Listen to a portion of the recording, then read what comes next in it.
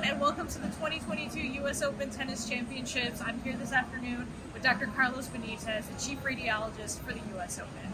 And he's been part of the medical team here, taking care of the players for the past 8 years. And this year, he recently published an article about the work he does here at the U.S. Open. And this article is called PointOfCare Radiology at the U.S. Open Tennis Championships. Dr. Benitez, welcome. How have you been? I'm doing fine, thank you. And you? That's great. Yeah, I've been doing well. You know, it's been amazing being out here for the last 2.5 weeks, and we're excited for what the rest of the tournament has to come. Okay. And so can you explain to us what point-of-care radiology is?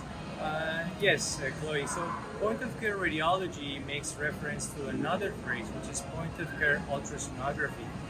Point-of-care is bringing the medical professionals and the imaging technology to the patient rather than taking the patient to the radiology department.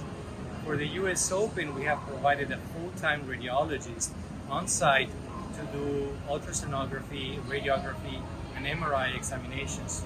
Thus, this will be point-of-care radiology. So what's the most common imaging technology you're using here at the US Open? That would be by far ultrasonography. We do between 50 to 60 sonograms per year. Sonography is extremely useful to define tissue anatomy and tissue function. We diagnose injuries in muscles, tendons, and joints, and these injuries provide useful information to the athletic trainers and to the doctors on how to treat the tennis players. So how do the tennis players feel about actually getting an ultrasound scan done in a stadium? Oh, they actually really like it. Of course, we have a private medical facility in the stadium, but they really enjoy it because it's quick, it's non-painful, non-threatening, and it's very reliable, and they can get an answer, a very quick answer of how serious their injury is. Many times their injuries are not serious and they just need reassurance, and this is also useful information for them to continue competing and having peace of mind.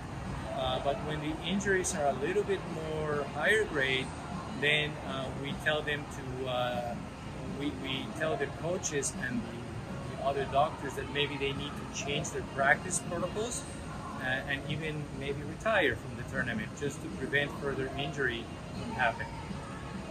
Great. Well, thank you, Dr. Benitez. It's been a pleasure speaking with you this afternoon. Same here, and I hope to see you again next year, Chloe. Absolutely.